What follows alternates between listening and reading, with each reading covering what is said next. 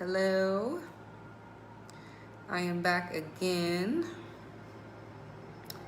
I'm just gonna share this real quick. And we're just gonna dive into it. We're gonna talk about why we accept less than what we know we deserve. And I personally feel like every obstacle we have, of course, is in the mind first. But every obstacle that we block ourselves from actually stems from our childhood and what we have been conditioned to accept as good enough. So I'm going to start talking about friendships first, because I personally never really saw my mom around like girl groups and friend groups. So it was always something that I saw on TV, but always desired within myself. And these groups, as I started to grow up and go into high school and everything, and I started to notice like the groups that I was idolizing, like the post that I made before, the groups that I was idolizing really don't like each other to begin with. It's like this childhood void of feeling loneliness. And when you have this loneliness still lingering in your vibration and still lingering and still driving you to make your decisions, especially based on partnerships and relationships and friendships, this lack is going to keep snowballing and keep occurring into various places in your life.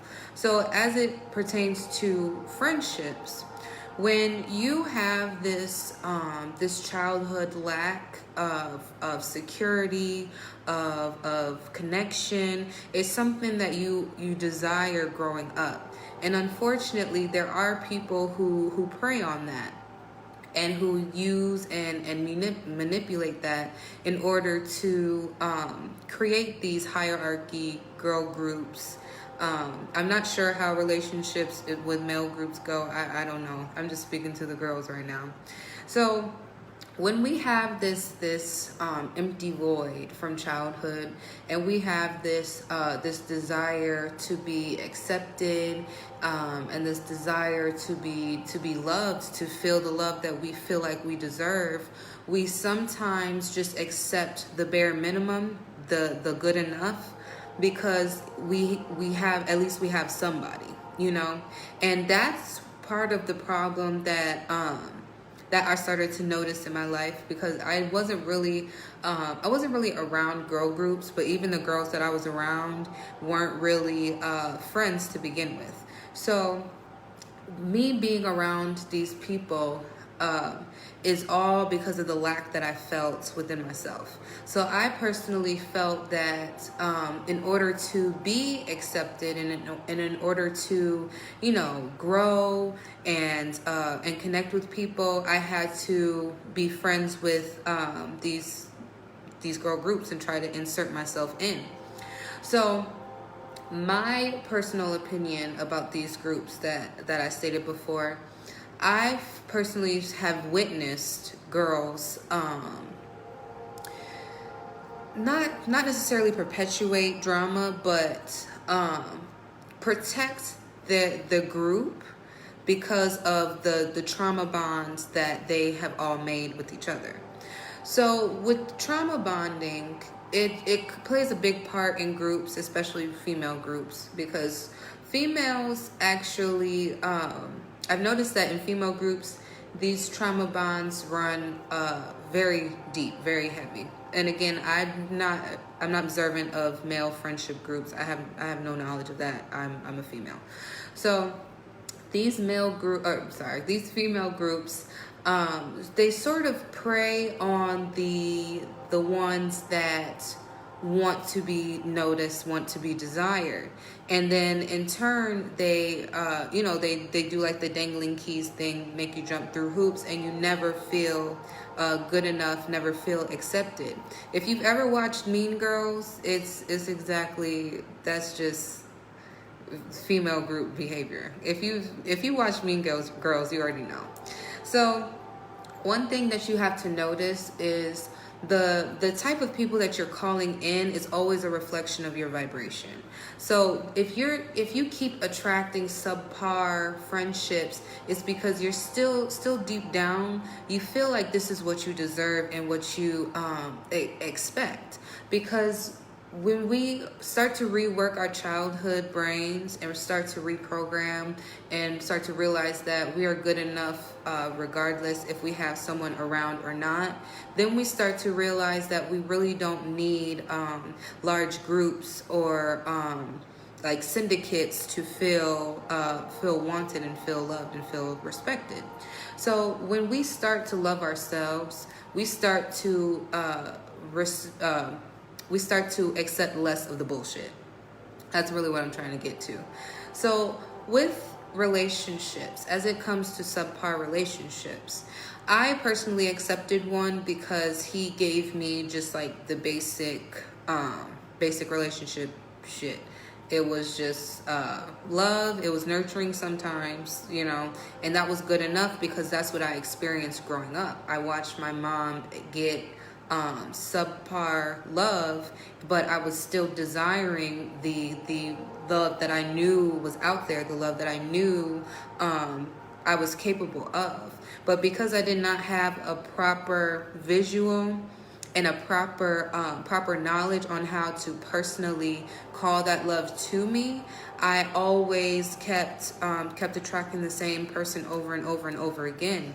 And the thing is, that I noticed that when I kept attracting this person this spirit over and over and over again, the more I went through, you know, the breakups and everything, the worse it got, because I still have yet to address the feelings that I felt as a child.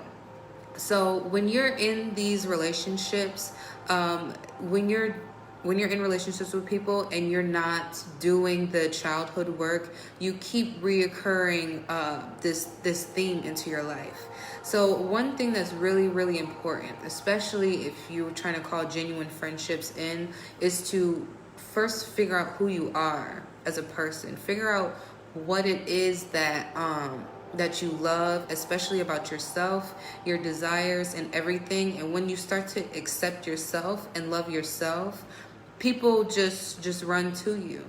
And the thing with that as well is that you have to have discernment, because anybody can just put on a smiling face and pretend.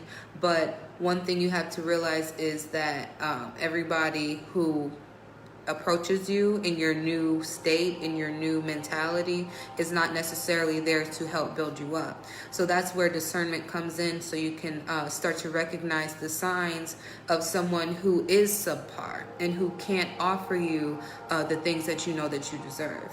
So as far as my relationships goes, the men that I chose literally just told me that they liked me, and then that was like good enough for me, because I personally didn't like myself. I didn't like myself because of all of the things that I put myself through, and I knew that I was responsible for it deep down, because I still continued to accept this behavior over and over and over again. So I personally can't blame a guy for using me, because I was accepting I was accepting being used just for the sake of company, if you understand what I'm saying. So me being in this state and me trying to attract love, it was never going to work out, because I kept seeking love out, not only outside of myself, but from partners who were incapable of giving me anything other than verbal confirmation. And because I never saw like the physical love, like the physical nurturing and caring and the cohesiveness of a relationship, because it was never something that I witnessed personally, I always thought it was just fantasy. I always thought that this was just something that is in the movies, you know. But now as I get older, I realize that this is actually possible. It is possible. And there are people out there like me who are working on themselves and who are calling, you know, divine partnerships, divine friendships to themselves. And this is one thing that I personally want to do. What do you say? No, mommy's working, baby. No. Go over there. Go ahead. So because I never had the visual and I never had a understanding on what a real relationship looked like, a real friendship, I always thought that the idea of wanting more was impossible. So right now I'm at a position where I cut everybody off and everybody has to prove themselves to me. And this is a beautiful position to be in because it shows self-love, it shows growth, and it shows that you care more about your mental health.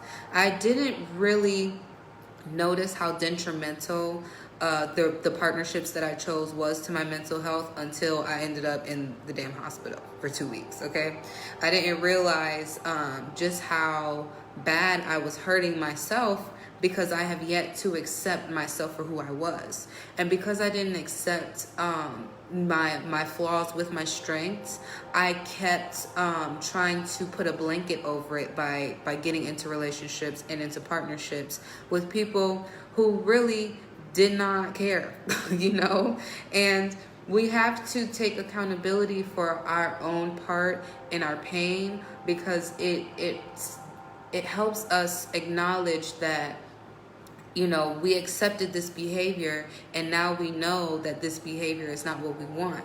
And once we define what we don't want, what we do want is always going to be on its way. Okay, so I personally feel like the partnerships that I want, the connections that I want, they are coming faster than I feel like I'm ready for, which is a beautiful thing because healing it comes in layers. It really does come in layers because with my healing, I have to heal from being around fake friends, being around guys who literally gave me the bare minimum as I gave them everything, and being in this cycle of self-sabotage and trying to prove my worth to people who knew how worthy I was, but were just waiting for me to recognize my own beauty and my own strengths. So now that I'm on this self-love journey and I'm really on this healing journey, everything and everyone is becoming very, very, very apparent. Good morning. Everything is becoming very, very apparent.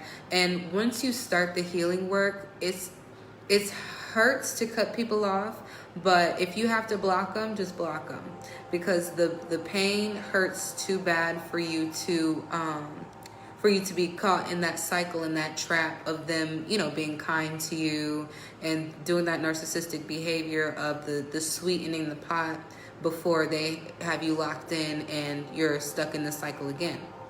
So blocking and removing everyone from your old life as you transition into your new is very, very good for you. And I personally, like I said, I blocked everybody, okay? And I don't give a fuck. Well, they're not blocked now, but at the time I blocked everybody and did not give a fuck. So when you're healing and when you're growing with yourself, you have to do this self-acknowledgement work. You have to do the personal growth and development as well, because when you grow internally, you get to a level where the people who bothered you and the people who disrespected you, they don't even matter to you. They're no longer they just ain't shit, and once you get to that level of putting yourself on a pedestal and having people meet you at your vibration, a lot of people are going to be like, oh, that's too much work, and just dissipate and go to the low-hanging fruit, if you understand what I'm saying. And what you want to do is also realize that some people will try to reach you up at the top in order to pull you down, and that's where discernment comes from. Because I personally, I get stuck in the cycles because I see the beauty in people, and not everyone is a beautiful person, outside and inside, and I have to realize that, because seeing the potential in who somebody can be can actually ruin everything for you. And that's exactly where discernment comes in, because I personally made a connection with someone that I wanted to grow with. He made it seem like, we were going to do business together. We were going to, just grow and develop together. But ultimately, his only goal was to keep me around. He just wanted my energy. Okay? He really just wanted my energy. And I unfortunately fell for the trap, because he perceived to have the qualities that I was desiring and that I was wanting, but he didn't have the heart to execute them. So that's where my main problem was. I got caught up in the ideas and the perception, and never got the reward. And it's my own fault, because like I said, I moved too quickly into sex, and we already know sex complicates things sometimes. It makes you cloudy up here and all here. So that was part of my problem. So one step that I took to sort of revert that is to stop having sex completely. And when I stopped having sex, I noticed that a lot of people stopped talking to me, because that's exactly what they were hoping for. That was literally their only intention, and they would lie their way to try and get what they wanted. So once I cut everyone off, I not only did I feel like free, but I did start to feel lonely again. And when you cut people off and you have that lonely feeling, you really have to sit with yourself and acknowledge, where do you feel lack in? What are you not giving yourself that you're seeking in other people? And mine was the acknowledgement and the love, because I did live in a town that knew about all my talents, knew about everything, but everyone who approached me was just only there to play me and to keep jokes running. Because one thing about me is I'm talented as fuck.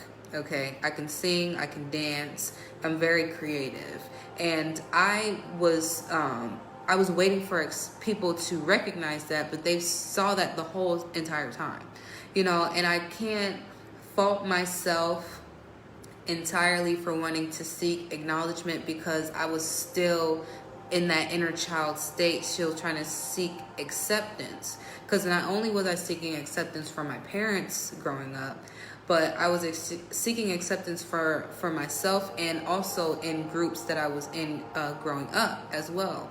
So that sort of drives my my way of thinking, because I just thought this was just how you're supposed to be. You're just supposed to act a certain way, and then eventually people will like you. You know what I'm saying? It was very weird. It was like a very weird cycle that I was putting myself through with not only abusive men, but women as well.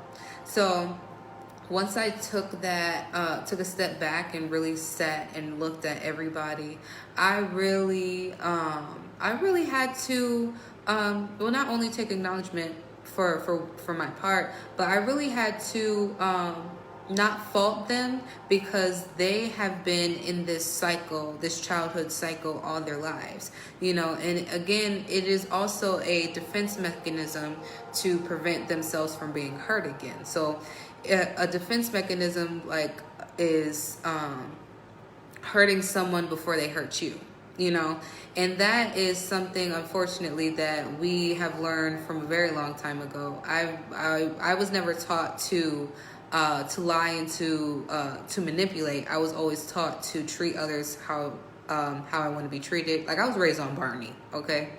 I took every moral that Barney instilled in me to heart, okay? And I can't fault them for being different than me, to having a different heart than me, and me wanting to be accepted by people who I perceived to have the relationships that I wanted, So once I really took a step back, and once I really sat with my inner child and really just let it all out, I realized that every single thing that I've been seeking outside of myself is really a call to go within, and a call to really analyze my position with myself, because I didn't value myself. I valued my talents. I valued my brains. I valued my knowledge that I had. I valued everything, but I was still waiting for someone else to appreciate it, instead of just sitting with myself and appreciating myself. So now that I'm at this position in my healing journey, I'm just accepting me for me, my faults, my flaws, everything. I'm just accepting me, and I'm loving me 100%.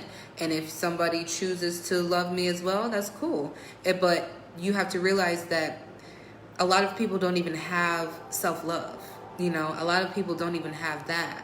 So that's why they fill themselves with so many people, and they manipulate and twist, because they still can't sit with themselves. So being able to sit with yourself and love yourself is the most beautiful thing, because you're with yourself every day, all days of the week, baby. 24/7, 365. Okay? So being able to love yourself is so beautiful. So beautiful. And we can't keep trying to have others love us when we don't love ourselves to the fullest extent that we're requesting others to love us. Because we will keep running into this using and abusing energy until we realize that we need to love ourselves. So one thing that I really want to say before I get off of here is that self-acceptance is a very important key to not only building genuine friendships, but being able to actually sit with yourself and sit with your inner child and analyze all of the toxic thoughts and toxic patterns that were instilled in you very, very young. It helps to not only free you, but it really helps you sit back and acknowledge that every single person that was there was just a placeholder for you to go within yourself. So I'm going to be keep preaching self-love, self-love, self-love, self-love, baby, because we need it. We definitely need it, because we are sitting with ourselves all the time, and the one thing that we try to do is escape by going into these friendships and these relationships with others. But being able to sit with yourself and accept yourself and love yourself is something that not everyone can do. Not everyone, accepts themselves. Not everyone loves themselves. So the journey into the healing is the first step into accepting yourself and loving yourself. And then calling in those divine friendships, those divine partnerships that you know that you deserve, also helps with the cohesion of the life that you want to manifest for yourself. Because I know I want very high vibrational things, baby, okay? Throughout every aspect of my life, all right? So I'm going to leave you guys with this. I hope this helped. I really do. Because it took me a while to get here, okay? It took me a while to get here. I was blaming everybody. I still blame a couple people. I'm still working on it. But I'm finally at a point where I can sit with myself and just be, and really accept myself for who I am. So I hope you guys get there as well. I hope you start your healing journey. I hope you start the self-love journey, and just keep working on yourself. Keep sitting with that inner child. Keep speaking. Keep uprooting all the negativity, all the old toxic ideas, and keep pushing for high vibrational love for yourself, and continue to be high vibrational for others as well. So I'm gonna leave y'all, and I hope you have a good day. Bye.